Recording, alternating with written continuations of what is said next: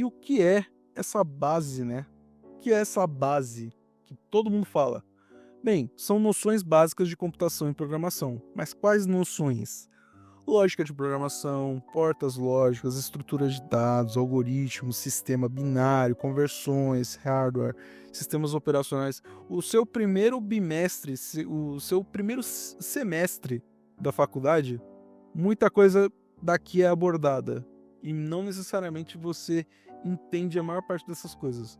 Você olha para isso, pô, sistemas operacionais, pô, eu só quero desenvolver. Não tem essa de você, pô, eu não quero entender Linux, eu quero programar. Isso não faz o menor sentido. Por exemplo, Kubernetes. Como é que você não vai ter conhecimento em Linux, não utilizando Kubernetes, entendeu? Tipo assim, você vai precisar entender essas coisas de alguma forma. Ou a vida vai te ensinar na porrada, ou você aprende agora. Então, muitas dessas coisas você vai utilizar de qualquer forma. Por que é essencial você ter a base, né? É essencial porque você consegue ir além do framework, né? Você consegue ir além do ORM, da ferramenta que você está utilizando.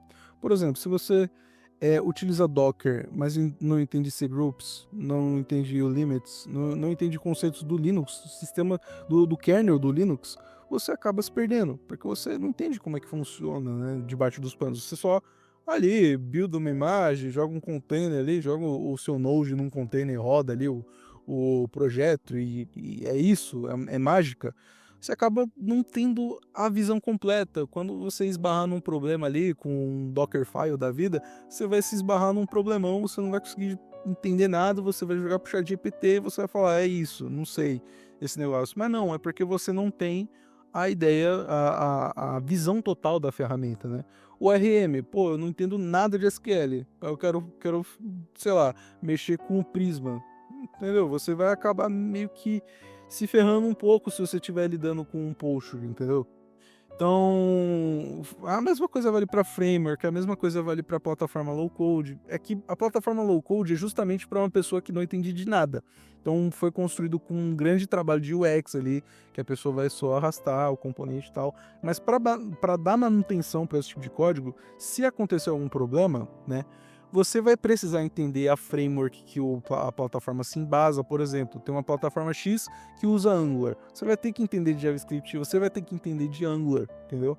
Para você lidar com o problema. Então você tem que sempre entender um pouco como a camada abaixo funciona, entendeu? Se você está lidando por exemplo, o Webflow, que é a alternativa ao WordPress, né? Se você entende no WordPress PHP, você está muito bem servido, porque muita coisa no WordPress é feita em PHP. No Webflow, eu não cheguei a ver o que usa o Webflow, mas provavelmente é JavaScript. Eu estou supondo isso, eu não cheguei a dar tanta atenção a isso. Mas se você entender JavaScript, teoricamente, estou supondo que é JavaScript, você vai ter um conhecimento ali que quando der problema você consegue entender ali e arrumar, entendeu? Então é basicamente essa a ideia, é essencial por isso, você consegue se virar. E isso é essencial. Saber se virar, conseguir se virar é essencial. Sobre o mundo abstraído, é basicamente a ideia de que muita coisa é simplificada hoje em dia, né? Tem muita plataforma low code, tem muita automação para deploy, tem várias APIs que facilitam um monte de coisas. E eu não estou falando de API para servir dados especificamente, né? Não, estou falando de API mesmo de várias abstrações que ocorrem, por exemplo, no JavaScript com Web APIs. Você consegue um monte de informação ali que facilita a tua vida. Você consegue, de forma muito abstraída, lidar com situações ali que, se você fosse implementar na mão, você né, ter uma complexidade a mais no código, enfim. Tem várias frameworks também que prezam pelo UX, né, DX, né, que é o Developer Experience. Então, tipo assim, tem muitas frameworks que tentam trabalhar em abstrações para tirar muita carga cognitiva do desenvolvedor de fato, né? A pessoa vai ficar encarregada ali só de escrever o componentezinho dela, criar um negocinho ali para fazer transição, consumir uma API ali, o back-end ali também é bem abstraído, você consegue levantar uma API ali em poucos minutos. Se você utiliza Nest, por exemplo, você consegue levantar uma API ali muito rápido né, no contexto de JavaScript. Então, as plataformas low code prezam justamente por isso, né? Uma UX muito grande, né? Uma intuitividade muito grande, você arrastar as coisas e simplesmente só dar certo. Mas quando dá problema, como é que faz? Então é por isso que a gente entra no detalhe do mundo abstraído. Ter a informação, ter o entendimento de computação, e não precisa ir tão longe, não é conceito super relevantes de computação. Eu digo mesmo até de linguagem de programação, a nível de linguagem de programação. Se você tem noção de como a linguagem de programação funciona, você já está à frente de pessoas que não têm a mínima noção. Então, só isso já te dá uma certa vantagem para dar uma manutenção no código e já vai atrair uma certa atenção para você. Então, é muito importante. Como eu estudo a base? Eu tenho um vídeo sobre formas de estudar programação.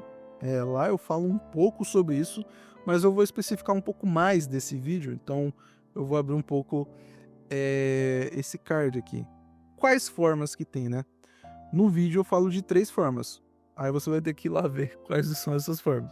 Mas, além delas, temos repositórios do GitHub. Você consegue entender muita coisa a partir de repositórios de pessoas que estão ali com repositórios de estudo mesmo. As pessoas liberam ali o código para você estudar, para você entender um pouco mais low level, né?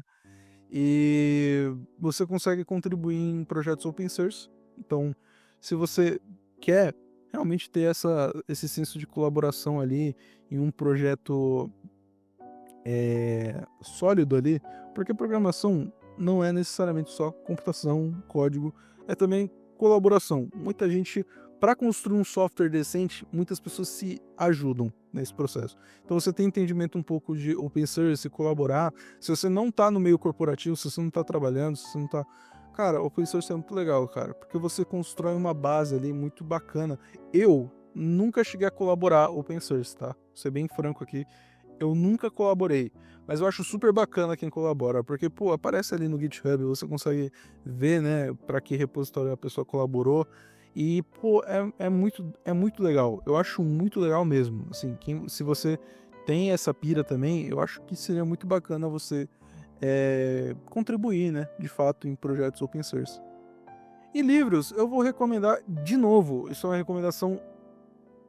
recomendação que eu fiz também no outro vídeo, mas assim, Grokking Algorithms para iniciante é um livro ali do cacete, assim, é um livro que tem literalmente desenhado estrutura de dados para você e algoritmo. Então, tipo assim, se você quer estudar, quer ter uma base de programação ali em formato de livro, que é muito importante, porque esse formato é muito esquecido hoje em dia, mas é um formato que as pessoas demoram mais para consumir, mas fixa melhor.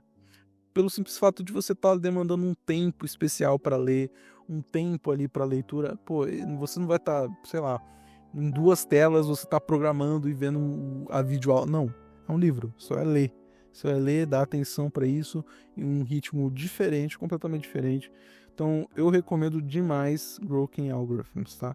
E se você ir logo abaixo aqui na descrição vai ter o Grokking Algorithms disponível para você. Eu vou deixar o link do livro na descrição. Então é basicamente isso, essa é a minha recomendação. E esse é o final do vídeo também. Então agradeço você que viu até aqui. E é isso.